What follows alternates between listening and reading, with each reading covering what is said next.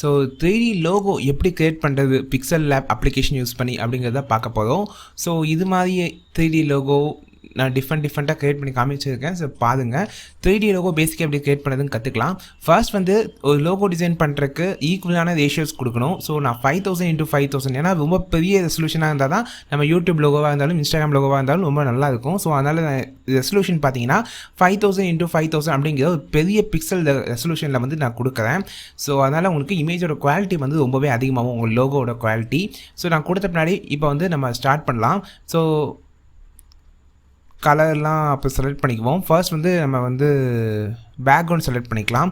So பேக்ரவுண்டோட colour பார்த்தீங்கன்னா yellow, white, blue, green எது வேணால் உங்கள் கலர் இஷ்டத்துக்கு நீங்கள் சூஸ் பண்ணிக்கோங்க.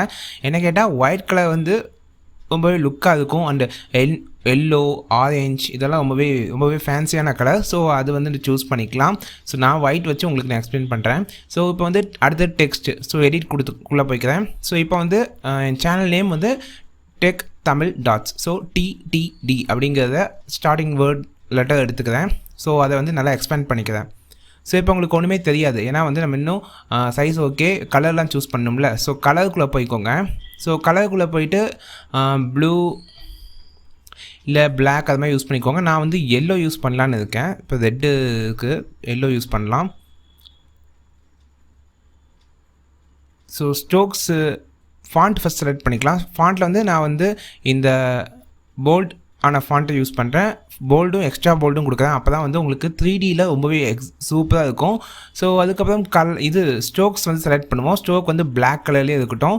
ஸோ நம்ம இன்னும் கலர் செலக்ட் பண்ணல. ஸோ கலரில் போய் நான் சொன்ன மாதிரி எல்லோ கலர் நான் சூஸ் பண்ண போகிறேன். ஸோ ஸ்ட்ரோக் பார்த்தீங்கன்னா லைட்டாக இருக்குது. ஸோ ஸ்ட்ரோக்ஸ் கொஞ்சம் இன்க்ரீஸ் பண்ணுவோம். ஸ்ட்ரோக் அப்படிங்கிற ஆப்ஷன் இருக்கும். 3D செட் பண்ணிட்டு அப்போ ஸ்ட்ரோக் இன்க்ரீஸ் பண்ணுவோம். ஸோ 3Dயில் பார்த்தீங்கன்னா 3D செட் பண்ணிட்டு டெப்த்து பார்த்தீங்கன்னா உங்கள் இஷ்டத்துக்கு கொடுத்துக்கோங்க. ஸோ சென்டர் ப்ளேஸ் பண்ணிக்கோங்க. ஸ்ட்ரோக்ஸ் வந்து இன்க்ரீஸ் பண்ணால் இன்னும் கொஞ்சம் நல்லாயிருக்கும். அது நான் பண்ணல, நீங்கள் இன்க்ரீஸ் பண்ணிக்கோங்க. ஸோ ஷேப்ஸில் பார்த்தீங்கன்னா வந்து ஒரு சர்க்கிள் ஷேப் வந்து செலக்ட் பண்ணிக்கோங்க. அதில் ஒப்பாசிட்டி வந்து ஃபுல்லாக 0 ஆக்கிக்கோங்க. ஸோ இதுலேயும் வந்து ஸ்ட்ரோக் வந்து பிளாக் கலர் சூஸ் பண்ணிக்கோங்க. சூஸ் பண்ணிட்டு கீழே ஸ்ட்ரோக்கோட வித் அப்படின்னு இருக்கும், அதை வந்து இன்க்ரீஸ் பண்ணுங்கள். ஸோ ஒரு சர்க்கிள் நாமளாக உங்களுக்கு உங்கள் லோகோ பார்க்க எந்த அளவுக்கு லுக்காக இருக்கணுமோ அந்த அளவுக்கு வந்து உங்களுக்கு தேவையான சர்க்கிளை வந்து செலக்ட் பண்ணிக்கோங்க. ஓகே கொடுத்துக்கோங்க. இப்போ வந்து ஷேப்ஸ், அதாவது 3வது ஆப்ஷனில் இருக்கும், அது வந்து ஷேப்ஸோட ப்ராப்பர்ட்டி. ஸோ இப்போ இந்த ஷேப்ஸை கிளிக் பண்ணிவிட்டு அதோட 3D அப்படின்னு சேஞ்ச் பண்ணலாம், 3D ஆப்ஜெக்டாக. ஸோ சேஞ்ச் பண்ணியாச்சு. ஸோ இதோட டெப்த்து பார்த்தீங்கன்னா 1 அப்படி நான் குறைச்சிக்கிறேன். அப்போ தான் உங்களுக்கு அந்த சர்க்கிளோட லென்த் வந்து கொஞ்சம் கம்மியாக இருக்கும். இப்போ ஒய் ரொட்டேஷன் வந்து நீங்கள் ட்ரை பண்ணுங்கள். ஸோ ஒய் ஆங்கிள் ரொட்டேட் பண்ணும்போது 3Dயில் வந்து ஸ்லைட் ஆகும். ஸோ அப்போ தான் வந்து நமக்கு அந்த 3D இது கிடைக்கும். ஸோ இப்போ வந்து ஒய் ஆக்சிஸில் வந்து நான் மாற்றிட்டேன். இதே மாதிரி அதை வந்து பேக்கில் கொண்டு போய்க்கலாம். அப்போ தான் முன்னாடி இருக்க ஆப்ஜெக்டை கிளிக் பண்ண முடியும். ஸோ பேக்கில் கொண்டு போயிட்டு இப்போ வந்து டெக்ஸ்ட்டை கிளிக் பண்ணிட்டேன். ஸோ டெக்ஸ்ட்லேயும் வந்து 3Dயில் போயிட்டு அதோட ஆக்சிஸ் ரொட்டேஷன் பார்த்தீங்கன்னா ஒய் கொடுக்குறேன். பார்த்தீங்கன்னா எந்த அளவுக்கு 3D உங்களுக்கு லுக்காக தெரியும். ஸோ உங்களுக்கு எந்த 3D ஆக்சிஸில் ரொம்பவே லுக்காக உங்களுக்கு ஃபீல் ஆகுதோ அந்த ஆக்சிஸ் பொசிஷனில் நிறுத்திக்கோங்க. நிறுத்திட்டு அவுட்புட் எடுத்துக்கலாம்.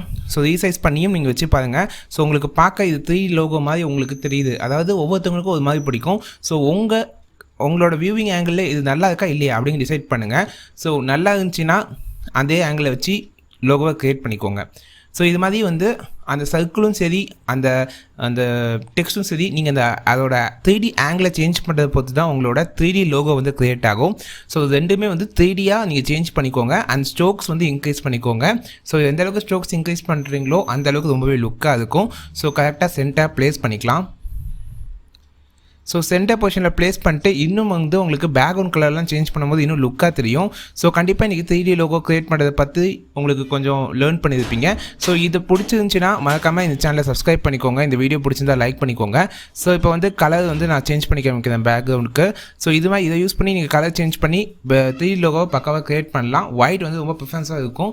ஸோ சேஞ்ச் பண்ணும்போது உள்ளே இருக்க டெக்ஸ்ட்டோட கலர் சேர்த்து சேஞ்ச் பண்ணுங்கள். அப்போ தான் லுக்காக இருக்கும். ஸோ உங்களுக்கு பேசிக்காக அதை பற்றி தெரிஞ்சிருக்கும்னு நினைக்கிறேன். மறக்காமல் சேனலை சப்ஸ்கிரைப் பண்ணிக்கோங்க. இந்த வீடியோ பிடிச்சிருந்தா உங்க லைக் பண்ணுங்கள், உங்கள் ஃப்ரெண்ட்ஸ் கூட ஷேர் பண்ணுங்கள்.